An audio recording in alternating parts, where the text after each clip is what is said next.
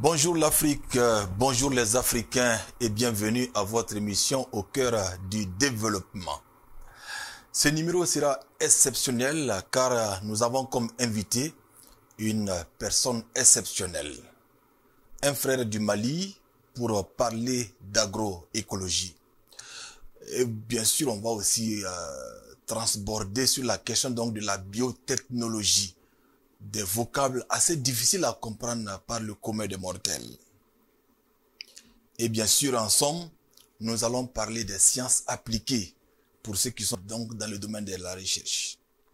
Le docteur Mamadou Goïta est notre invité. Docteur, bonjour. Bonjour. Et bienvenue donc à notre tribune, votre tribune au cœur du développement. Notre pays, le Burkina Faso, donc, abrite depuis quelques jours un atelier régional pour l'élaboration d'une feuille de route et de mise en place d'un cadre de concertation permanent, des moyens sociaux donc autour de l'agroécologie paysanne en Afrique de l'Ouest. Un atelier qui regroupe plus de 26 experts et personnes ressources. Vous faites partie donc de ces personnes ressources et de ces experts. Vous êtes socio-économiste et pas que, vous êtes également un expert dans le domaine de la biotechnologie. Et en sus, vous êtes donc le directeur exécutif de l'URIPAD, un institut basé à Bamako au Mali. Bref, vous allez donc nous aider à comprendre non seulement la nature de l'agroécologie, les tenants et les aboutissants. Docteur, que devons-nous comprendre par agroécologie? Merci beaucoup, une très bonne question parce qu'il y a beaucoup de malentendus par rapport à ces concepts-là. Et d'abord, je souhaite longue vie à la télé, mais aussi toutes les émissions que vous animez, que ces émissions puissent contribuer au développement de notre continent. Et à commencer d'abord par ce Burkina Faso qui nous est tous cher.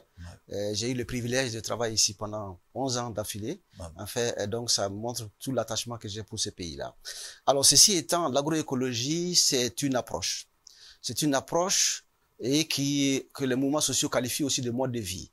Donc, il s'agit de produire à partir des éléments de la nature, donc de faire un système de production qui est basé sur la question de la durabilité et qui a un lien avec les systèmes alimentaires.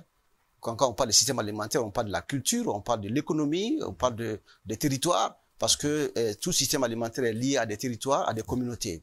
Mais donc, produit dans les conditions naturelles, et en créant les synergies entre les différents segments de l'agriculture, de l'élevage, de la pêche, mais aussi, l'agroécologie s'intéresse aussi à l'aval des systèmes de production. Comment est-ce qu'on conserve les produits de façon durable? Comment est-ce que nous les transformons? Et comment est-ce que nous nourrissons nos populations avec les produits qui sont issus de notre système de production? Donc, une agroécologie paysanne, ça veut dire qu'il y a une maîtrise des sources, des différentes ressources de production aux mains de ceux et celles qui produisent. Donc, ça fait allusion donc à la question de la souveraineté alimentaire et qui est un élément fondamental aujourd'hui de l'orientation de beaucoup de pays. Donc, l'agroécologie renvoie non seulement à une science, parce que c'est une science et qui renvoie à tout ce qui est lié à la connaissance des facteurs essentiels de production, mais c'est aussi des pratiques. Des pratiques durables et qui permettent d'avoir un système alimentaire durable, mais c'est aussi un mouvement. C'est un mouvement qui aujourd'hui, de par le monde, est en train de faire un chemin assez important parce que tout le monde s'est rendu compte que notre système alimentaire a été complètement corrompu et certains pays, particulièrement de l'Afrique, sont dépendants de l'extérieur pour se nourrir. Et ce qui est une aberration. Ouais. Tout à fait. Tout à l'heure, donc, vous avez parlé d'agroécologie paysanne. Ça suppose qu'on se repose davantage sur les savoirs endogènes. Exactement. Il n'y a pas d'agroécologie sans qu'on ne se réfère aux connaissances endogènes. Les connaissances endogènes qui existent dans le milieu et qui sont utilisées au niveau non seulement en termes de sciences, mais aussi en termes de pratiques. Parce que quand on voit, par exemple, au niveau du Burkina Faso, les aïeux est une méthode non seulement de conservation des eaux, oui, mais aussi une méthode pour augmenter la productivité des terres qui sont des terres dégradées. C'est une technique qui aujourd'hui est usitée de par le monde et qui a dépassé les frontières du Burkina Faso, de l'Afrique pour aller jusqu'au niveau de l'Asie et de l'Amérique latine. On trouve aujourd'hui des zones où les aïeux est pratiqué et avec l'expérience, on dit Nous avons appris ça du Burkina Faso. Donc ça, ce sont des connaissances qui sont associées.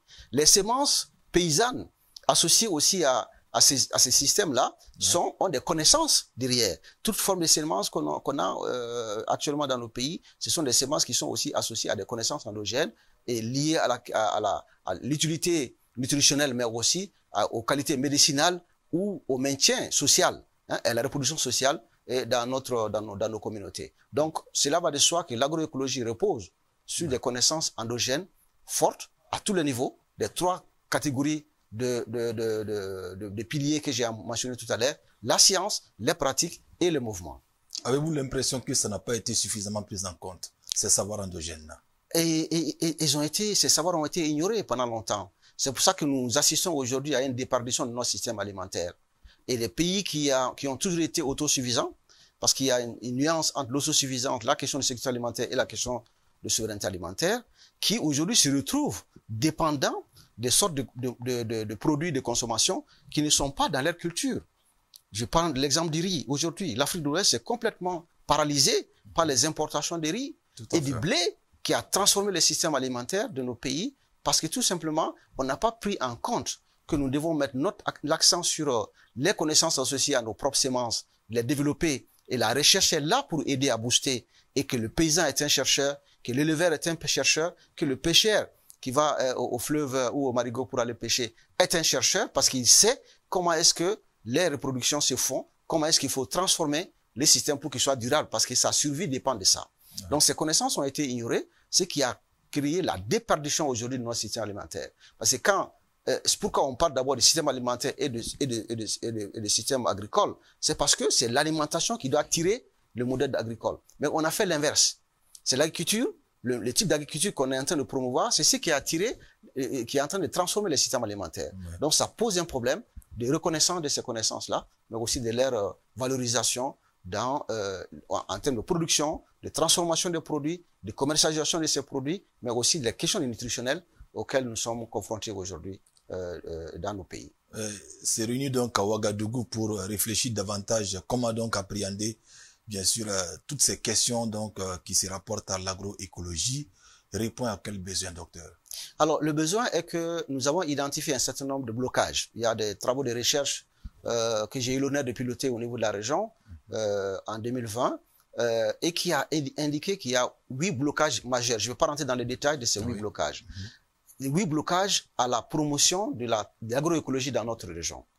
Et entre autres, il y a des questions de financement, il y a des questions de valorisation des produits, l'accès à la terre, mais aussi aux semences qui sont des semences paysannes, mais et sur lesquelles aussi la recherche a sa touche, et tout ce qui est lié aussi à l'organisation, mais aussi la question d'accès à l'eau, des questions liées entre autres. Mais il y a un des blocages majeurs, c'est que les mouvements qui travaillent aujourd'hui sur la question de l'agroécologie pour promouvoir l'agroécologie sont dispersés. Et pour plusieurs raisons. Il y a l'approche projet, parce que toutes ces organisations dépendant souvent des projets extérieurs sont en train de se combattre à la recherche de financement de l'extérieur. Et ça, c'est un premier blocage. Le deuxième blocage, les gens travaillent à vase clos. Donc nous avons dit qu'il faut que les différents réseaux se retrouvent pour pouvoir discuter. Une coalition comme Copagène, qui est la coalition pour la protection du patrimoine génétique africain. Il y a le COASP qui travaille sur les questions des semences paysannes, qui est une coalition ouest-africaine sur les semences paysannes.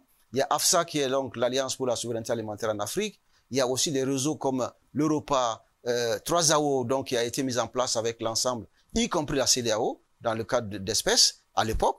Et donc, on a aussi RBM, qui est le réseau Bilital Marobé, sur les pastoralistes, l'APES qui travaille beaucoup sur l'élevage. Donc, entre autres, on a ces réseaux-là et il y a une convergence générale sur les luttes contre l'eau, pour la protection de l'eau, les semences paysannes et les terres. Donc, qui tout travaille, tous ces réseaux, disons, travaillent sur des segments de l'agroécologie et il était temps qu'on puisse aussi se revoir et dire comment est-ce qu'on va travailler ensemble. Parce que si ce blocage n'est pas levé, on ne peut pas du tout avancer dans la promotion de l'agroécologie. Parce que les pays sont engagés aujourd'hui pour les stratégies nationales. Le Burkina a fini sa stratégie et est en train de réviser cette stratégie aujourd'hui. Il y a d'autres pays de la région qui sont en train de travailler sur les stratégies nationales en matière d'agroécologie. Cela veut dire qu'on a pris conscience politiquement, mais comment y arriver, ça pose un problème important et les mouvements peuvent donner des bonnes démarches aux États pour avancer donc dans la promotion de l'agroécologie. En somme, il faut mutualiser donc les efforts. Exactement. Il faut qu'on mutualise les efforts, surtout mutualiser nos forces. Parce que ce qui se passe dans le cas des réseaux, c'est qu'on mutualise nos faiblesses. Ouais. Et ça crée un problème, parce qu'on passe tout le temps à gérer les petits problèmes internes que chacun veut mettre sur la table. Parce qu'il veut chercher un financement autour de ces problèmes-là. Il veut chercher des alliances pour pouvoir régler son propre problème. Mais si on mutualise nos efforts, nos forces, ça veut dire que là où un réseau est fort, on lui donne le mandat de travailler au nom de l'ensemble. Donc cette approche-là que nous avons adoptée ici au niveau du Burkina Faso, encore en répétant le fait qu'on doit mutualiser nos forces, va permettre de booster, de travailler sur du positif et lieu de travailler sur du négatif, qui finalement prend beaucoup d'efforts. Et finalement, l'aboutissement, c'est que on a toujours une division des tâches qui est mal faite, tout simplement parce que la synergie n'est pas là. Mais la diversité va rester, mais la synergie va être extrêmement faible. Ouais. C'est vrai que les résultats de la recherche sont souvent difficiles à percevoir par le paysan lambda. Justement, comment on peut donc former, j'allais dire, on peut donc, j'allais canaliser les efforts de la recherche et aussi ces savoirs endogènes qui sont donc détenus par ces paysans au village. Comment donc faire pour que les résultats vraiment de la production agricole puissent connaître donc véritablement un envol en termes donc de rendement? Je pense qu'il y a des efforts qui sont en train d'être faits actuellement, parce que beaucoup de mouvements sociaux incluent des académiques, mais aussi des institutions de recherche, qui aujourd'hui, il y a beaucoup de chercheurs citoyens engagés qui travaillent pour justement valoriser ces connaissances-là, mais qui se mettent derrière les paysans pour essayer d'avancer et qui ne se mettent pas devant parce qu'ils savent qu'ils ont beaucoup à apprendre et que quand on parle aujourd'hui de semences, tout simplement, les semences qui existent aujourd'hui, la matière première sur laquelle tous les chercheurs travaillent, cette matière première, elle est arrivée à ce stade d'évolution parce que les paysans, les éleveurs et les pêcheurs ont eu à travailler, ont eu à sélectionner, ont eu à faire de la recherche paysanne autour de ça. Il n'y a pas deux sciences, il y a une science, mais il y a une science qui est portée par celui qui a été à l'école pour apprendre comment élaborer des hypothèses, faire de la recherche en laboratoire, etc. Il y a une science qui est portée par les paysans. C'est la même science, c'est les mêmes approches. On essaye, on réessaye encore, on tente, on met des hypothèses et puis quand ça marche, on continue. Quand ça marche pas, on revient. Donc aujourd'hui, je crois qu'il faut intensifier ce qu'on appelle la recherche participative. D'abord que les sujets, c'est l'un des problèmes, l'un des obstacles aujourd'hui qu'on a identifié parmi les 8, c'est que la recherche est orientée aujourd'hui vers les besoins de l'extérieur. Et sur des produits qui sont des produits plus ou moins commercialisables, sur du coton, sur du café, sur du cacao dans certains pays, mais les besoins essentiels que nous avons sur notre mil, sur notre sorgho, sur notre igname, notre manioc, notre niébé, pour qu'ils ne soient pas complètement dénaturés, ces recherches-là n'ont pas beaucoup de réponses au niveau de l'interaction entre les paysans et les chercheurs. Le chercheur, il va chercher pour permettre, disons, d'avoir des brevets, des certificats, mais et pour servir les utilisateurs qui sont les paysans dans ces conditions-là, on oublie que c'est ce qui va contribuer à stabiliser notre système alimentaire et avoir vers une souveraineté alimentaire véritable dans nos pays. Donc, l'approche doit être vraiment de collaborer, cette synergie, comme à travers ces réseaux qui ont des chercheurs, mais aussi d'autres personnes et qui utilisent des personnes de ressources qui sont engagées pour qu'on puisse vulgariser des démarches de recherche, pas seulement la recherche, le résultat, mais la démarche de recherche, parce que beaucoup de chercheurs aujourd'hui ont du mal à interagir avec les paysans parce qu'ils viennent avec une posture d'enseigner à ces paysans-là qui ont des connaissances beaucoup plus riches que celles que lui, il a. Donc, c'est le paradigme qui doit changer. La recherche doit être considérée comme étant un outil stratégique dans nos pays. Parce que la recherche n'est pas financée, il faut reconnaître. Et il faut que la recherche soit financée et que cette recherche puisse répondre aux besoins qu'on a par rapport à notre système alimentaire, d'abord, et ensuite aux questions agricoles. Et je crois que ça va pousser à créer les conditions optimales de collaboration, mais aussi des résultats qui sont utilisés immédiatement. Parce que quand on dit on ne vulgarise pas les recherches, mais c'est parce que la recherche n'a pas été faite dans les conditions participatives. Une recherche qui est faite conjointement, on fait de la recherche-action. Oui. Et immédiatement qu'il y a des résultats. Les chantiers, écoles, etc. Exactement. Puisque les paysans sont impliqués, mais ils l'expérimentent. Absolument. Ils ne s'asseyent pas dessus. On n'a pas besoin de décrire d'abord l'article scientifique pour demander aux uns aux autres d'utiliser. Il va l'utiliser immédiatement que les résultats sont là parce qu'il trouve que c'est probant. Donc, il faut redéfinir un peu l'approche paysan-chercheur. Tout à fait. C'est un lien qui doit changer. Les relations sont en train d'améliorer, de s'améliorer dans certains de nos pays. Il y a des chercheurs très engagés aujourd'hui qui travaillent sur les semences paysannes essentiellement, qui aident à booster, parce qu'on doit savoir que dans le monde entier, c'est pas seulement en Afrique, c'est pas seulement dans nos pays, que plus de 70% des semences qui sont utilisées au niveau mondial sont des semences paysannes. Ouais. Vous prenez nos pays aujourd'hui, les semences qui sont... Parce qu'il n'est pas dit que les semences qui viennent de nos recherches ne sont pas des semences paysannes. Il y a des conditions. Semences paysannes, ça veut dire ces semences qui sont reproductibles, qui n'ont pas de contraintes juridiques, que le paysan peut utiliser de façon libre, sans pour autant avoir des contraintes juridiques de quelqu'un qui va dire vous avez acheté ça chaque année chez moi, sinon je vous mets en prison parce que vous avez volé pour utiliser. S'il y a ces conditions, ça veut dire qu'on parle de semences paysannes. Ça veut dire que les chercheurs, les semences qui sortent de nos laboratoires, mais qui sont des semences issues de l'épuration, qui sont reproductibles, qui ne sont pas transgéniques et qui sont pas hybrides dans le sens où on a des contraintes de certificat dessus où il faut continuer à l'acheter, ce sont des semences paysannes. Parce que la recherche, d'abord, c'est un outil public. C'est l'État qui finance les chercheurs, qui paie son salaire, qui paie les bâtiments, qui paie les outils. Donc, les résultats de recherche de nos centres de recherche nationaux doivent être des biens publics, donc immédiatement disponibles pour l'utilisation. Sinon, on n'est plus dans la recherche publique. Donc, nos instituts, comme l'INRA, comme au Burkina Faso ou comme l'IR au Mali, et d'autres instituts, sont des instruments publics. Ouais. Et la recherche est financée à partir de nos fonds publics. Et donc, à ce titre, les résultats doivent être reversés. Mais quand on n'avait pas à financer ces instituts et que ce sont les multinationales qui les financent, ça veut dire que l'appropriation des résultats, forcément, va être aux mains de ces multinationales-là. Et qui sont les entraves majeures aujourd'hui au développement de l'agriculture familiale et l'agriculture paysanne dans nos pays. D'accord. Parce que l'enjeu alimentaire est extrêmement grand. Docteur, dans cette dynamique, quelle est la dimension donc, est-ce qu'il y a une prise en compte de ce changement climatique qui défraie la chronique à travers le monde? Est-ce que vraiment cette dimension de changement climatique est prise en compte dans l'agroécologie? Alors l'agroécologie est au cœur justement de la prise en compte des changements climatiques. Comme on l'a dit, l'agroécologie, l'agriculture industrielle réchauffe la planète, l'agroécologie adoucit la planète. C'est le slogan qui est utilisé aujourd'hui. Et c'est pas pour rien que même les négociations sur les changements climatiques, les COP, commencent à prendre en compte la question agricole. Ouais. Parce que pendant longtemps, tous les négociateurs ont refusé que l'agriculture ne soit inclue dans les négociations de changement climatique. Pourquoi? Parce que l'agriculture industrielle, elle a contribué à polluer à plus de 30%. La situation qu'on a aujourd'hui. C'est pas cette forme d'agriculture que nous, on est en train de défendre ici. C'est pas cette forme d'agriculture qu'on fait au Burkina. Ouais. C'est l'agriculture industrielle qui est dans les pays occidentaux, où on utilise extrêmement d'engrais chimiques, des pesticides, et qui contribuent au gaz à effet de serre.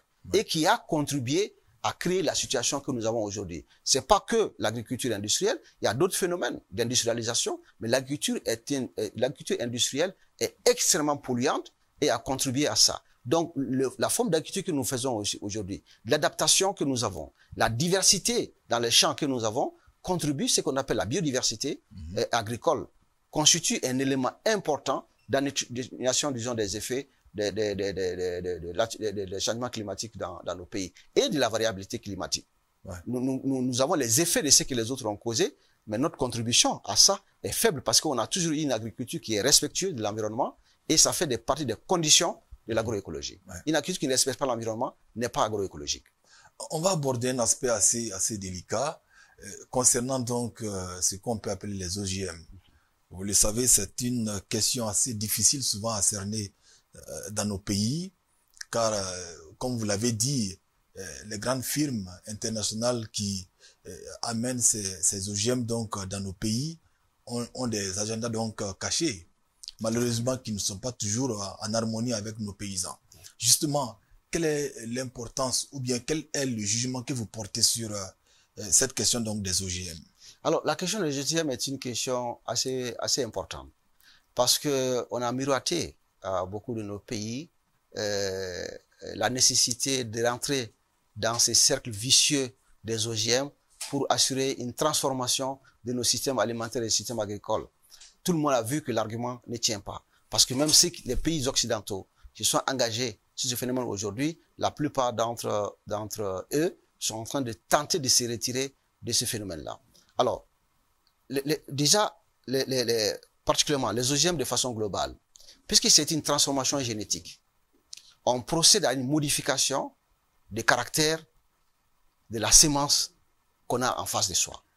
Premier élément. Deuxième élément, puisque le matériel génétique, le matériel de transformation génétique qu'on utilise, brise les barrières entre les espèces. Tout à fait. Et donc, en brisant les barrières entre les espèces, on crée plusieurs choses à la fois. Parce que la question de santé qu'on évoque, c'est une question importante. Mais la transformation de façon très négative, structurelle de notre système agricole est encore beaucoup plus importante. Absolument. Parce que si vous prenez, par exemple, il y a des produits de l'insuline ou autre chose qui sont aussi issus des formes de biotechnologie, mais quand tu l'ingurgites à l'intérieur de soi-même, c'est un individu qui l'a. Parce qu'il n'y a pas d'autres alternatives par rapport à ça. C'est l'individu qui l'a, mais ça ne se propage pas. Mais une semence, dès que vous mettez la semence sous terre, vous n'avez plus le contrôle. Oui. Parce que les vecteurs de propagation sont si énormes que vous n'avez aucun contrôle. Donc, il peut transformer votre biodiversité en quelque chose de totalement différent de ce que vous avez dans le temps. Donc, progressivement, vous mettez un grain de maïs transgénique dans le sol, la pollinisation va amener une partie. Ça peut transformer complètement les autres variétés de maïs que vous avez. Ouais. Et qui sont liées à votre culture, à votre système alimentaire. Ça va transformer par l'eau. Ouais. L'eau de pluie peut transporter pour aller contaminer d'autres. Mais en même temps, le sol, puisque lui, il contient dans certains cas ses propres pesticides en fait. Tout à fait. Et donc, ça correspond encore à un autre phénomène important. Vous continuez à dégrader la qualité de vos sols, mais sans utiliser des camps de pesticides qui sont déjà inclus et dont le coût est inclus parce que ça coûte énormément cher. Ce sont des technologies qui sont extrêmement coûteuses et qui n'ont pas d'importance parce que nous arrivons en saison normale, quand l'État s'y met un peu à satisfaire à nos besoins. Même des pays comme le Burkina Faso ou le Mali, des pays sahéliens, ou le Niger, nous parvenons à produire suffisamment pour nos populations. Il y a des questions structurelles. Tout à fait. Quand on met l'accent, l'argent qu'on met sur du coton ou qu'on met sur des produits d'exportation dont nous n'arrivons même pas à transformer souvent les 1%, si on les met sur la production de l'alimentation, nous sommes des pays exportateurs nets. Ouais. En tout cas, dans beaucoup de produits, on est autosuffisant. Donc, ça veut dire que les OGM constituent non seulement un problème sur le plan sanitaire qui est beaucoup plus évoqué, parce qu'il y a quand même des évidences qui sont montrées que ça pose préjudice à des fonctionnements du corps, dans bien des cas. Deuxièmement, que ça fait une transformation structurelle de notre système agricole qui nous échappe. Tu ne peux pas parler de souveraineté alimentaire en parlant des organismes génétiquement modifiés. Parce que les semences sont dépendantes des firmes. Oui. Vous avez l'obligation d'acheter les semences au niveau de ces firmes chaque année. Même si on dit que il y en a qui peuvent être reproductibles, très peu sont reproductibles déjà. Ouais. Ça veut dire que chaque année, vous devez acheter. Imaginez que vous soyez dépendant des semences transgéniques et qu'il y ait un embargo sur votre pays. Vous faites comment? Ça veut dire que le pays qui abrite la multinationale ne peut plus vous envoyer ces semences-là et vous avez contribué à faire disparaître ce qu'on appelle la biodiversité génétique. Ouais. Parce qu'il a transformé l'ensemble de votre production, vos connaissances qui sont associées à ces semences-là en une seule variété.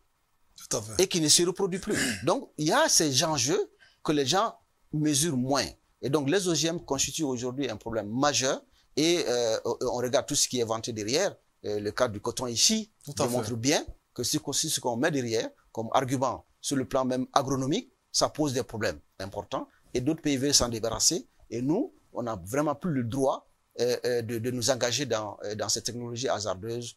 La recherche ne doit pas s'arrêter, mais il ne faut pas une recherche qui puisse compromettre l'avenir aussi de nos pays. Vous avez abordé un aspect assez intéressant sur la question donc de la santé. Ces temps-ci, on a entendu parler donc de lâcher de moustiques pour soi-disant donc lutter efficacement contre la malaria, le paludisme, donc pour utiliser donc le langage consacré. Que pensez-vous donc de cette initiative? Alors, cette initiative est encore pire que la question des OGM. C'est pire. Parce que d'abord, c'est une technologie qui est pour eux une avancée. Et qui, parce qu'on dit, les semences transgéniques, c'est ce qu'on appelle les terminators. Donc, c'est les terminataires. C'est-à-dire que ça coupe le cycle de quelque chose.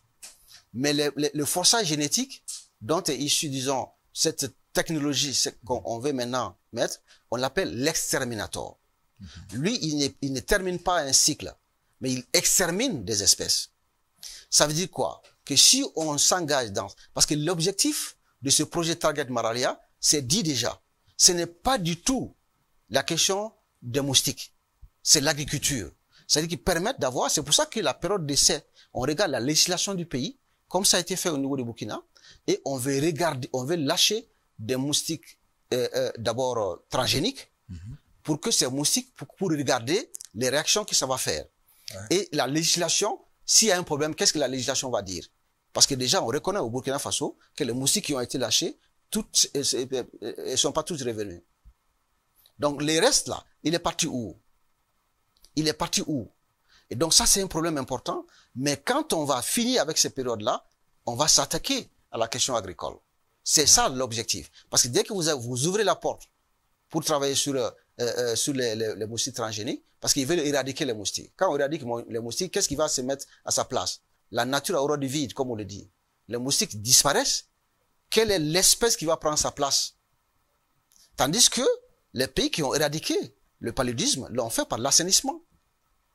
Au lieu d'investir des centaines de milliards de dollars dans la recherche pour ces technologies hasardeuses, mettons-les dans l'assainissement, on va voir ce que ça va donner. C'est tout.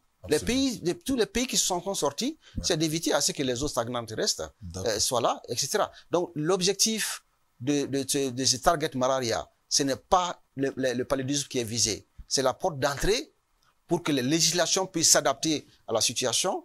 L'objectif visé, c'est les systèmes agricoles qu'on n'a pas pu atteindre à travers la biotechnologie, parce que les gens se sont vite rendus compte que ce qui a été miroité n'a jamais fonctionné. Et les institutions qui ont miroité ces choses-là auprès de nos États, aujourd'hui, sont en panne d'idées par rapport à les convaincre à rentrer, parce que la question de souveraineté alimentaire ne peut pas aller avec ce genre de technologie. Ouais. Et Target Malaria posera un problème important aujourd'hui, parce que le forçage génétique, l'armée américaine s'y intéresse. Pourquoi? Parce qu'on peut très bien créer aujourd'hui des tiques d'insectes pour attaquer de façon génétique des espèces, mais aussi des individus. Ouais. Agroécologie, biotechnologie, docteur, devons-nous faire confiance aux initiatives africaines pour finir? On doit y faire confiance, mais à condition que ce soit des initiatives qui soient pensées avec les différents acteurs, les différentes parties prenantes. D'accord. Et les communautés de base sont les acteurs majeurs. Les connaissances existent. Il y a certaines de ces connaissances qui sont dénaturées. Il y a des connaissances aujourd'hui qui sont effectivement, qui peuvent être améliorées ou qui peuvent même abandonner, mais avec une base beaucoup plus solide. Mais on doit aujourd'hui faire confiance à nos compétences. Il y en a suffisamment, aussi bien en milieu des communautés, dans les collectivités territoriales, au niveau des chercheurs, au niveau des femmes et des hommes qui transforment, au niveau de notre jeunesse et tout. On a suffisamment de la matière pour se mettre ensemble et essayer de construire des approches qui soient des approches adaptées à notre contexte. Et l'agroécologie étant déjà des pratiques que nous avons, des pratiques ancestrales, mais qui doivent être non seulement poussées pour aller beaucoup plus vite parce qu'on a une population un peu plus grande. On nous fait peur que nous allons être 5 milliards, 6 milliards de personnes et qu'on ne peut pas les nourrir, tandis que nous savons aujourd'hui que les ressources que nous avons dans ce continent-là peuvent nous permettre de nous prendre en charge avec les connaissances et les technologies et les techniques que nous avons aujourd'hui. Et la science la recherche doit aider à booster, mais pas transformer la nature de ces produits que nous avons dans nos milieux. Et l'agroécologie s'intéresse non seulement à la production, à la commercialisation, à la transformation, mais aussi à la nutrition et au recyclage des produits, parce que c'est pas seulement l'agriculture biologique, parce qu'il y a beaucoup de confusion. L'agriculture biologique, c'est la partie production. Quand on n'utilise pas d'intrants chimiques et qu'on produit, ce qu'on a, on peut parler de produits bio. Mais c'est pas du tout, il peut y avoir l'agriculture biologique sans être agroécologique. Tout à fait. Parce que si vous produisez en détruisant la nature, vous n'êtes pas agroécologique. Si vous produisez bio en exportant tout votre produit à l'extérieur et la population nationale n'a même pas ça pour manger, on produit pour l'Occident, on n'est pas agroécologique. Et quand la richesse n'est pas créée ici, vous créez de la monoculture, ce n'est pas agroécologique, vous exportez l'essentiel de vos produits avec une entreprise qui appartient à des étrangers et qui les revenus vont aller dans les mains des poches de ces étrangers, vous n'êtes pas agroécologique. Donc l'agroécologie dit on doit être aussi souverain en amont et souverain en aval. Donc nos marchés locaux, les marchés paysans, les marchés territoriaux sont les espaces appropriés pour faire le lien entre les systèmes de production et les systèmes de consommation. Donc on crée de la richesse autour de nos collectivités territoriales, autour de nos instruments étatiques pour que cette richesse-là aussi ne s'envole pas pour aller de l'extérieur et enrichir d'autres personnes au détriment de la consommation de nos propres populations. Entretien très enrichissant avec le docteur Mamadou Goïta. En tout cas, on a pris du plaisir à l'écouter car c'est un expert averti donc sur ces questions donc d'agroécologie mais également de biotechnologie. Docteur, merci donc d'être venu à nous. Merci donc d'être passé sur la chaîne C360 pour parler donc d'agroécologie mais également de biotechnologie. On va rester donc sûrement à l'écoute des conclusions donc de cet atelier qui réunit des experts et des personnes de ressources ici à Ouagadougou, bien sûr tout en se posant la question comment le paysan lambda pourra utiliser efficacement les conclusions donc de l'atelier. Amis de tous les jours, donc on était au cœur du développement avec le docteur Mamadou Goïta. Portez-vous bien. Merci beaucoup.